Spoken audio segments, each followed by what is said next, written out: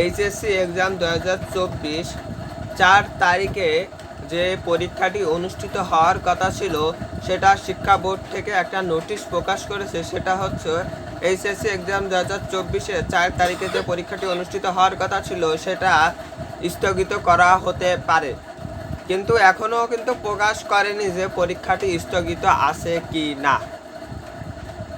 এখনও জানা যায়নি যে পরীক্ষাটি স্থগিত করবে কি না, কিন্তু সেজন্য আপনাদের কি করতে হবে, প্রিপারেশন নিতে হবে। আপনাদের যে যে সাবজেক্টের পরীক্ষাগুলো আছে সে সাবজেক্টে আপনাদের প্রিপারেশন নিতে হবে।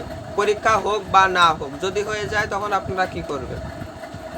হঠাৎ দেখা হলো পরীক্ষাটি শুরু হয়ে গেছে, তো এবং যার তার ভিডিওগুলো দেখবেন না আশা করি, এবং সকল প্রকার আমরা নিউজ আপডেটগুলো দিয়ে থাকি।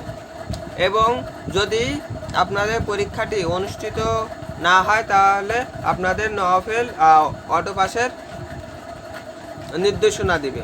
পুরাতন শিক্ষামন্ত্রী বলেছে যে অটো পাস করিয়ে দেওয়ার কথা, কিন্তু নওফেল বলছে যে যদি প্রতিষ্ঠানগুলো এবং সকল পরীক্ষাগুলো যদি অনুষ্ঠিত করতে না পারে, সুষ্ঠু সুন্দরভাবে যদি করতে না পারে, তখনই অটো পাস দেওয়ার সিদ্ধান্ত নেবে এবং তখনই অটো পাস দিবে, এই কথা বলছে সে।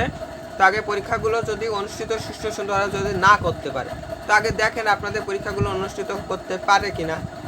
তো আগে ভিডিওটা এই পর্যন্ত শেষ করছে। আমাদের চ্যানেলটি সাবস্ক্রাইব করে রাখতে পারেন, পাশে থাকা বেল আইকনটি বাজিয়ে রাখতে পারেন। ধন্যবাদ সবাইকে।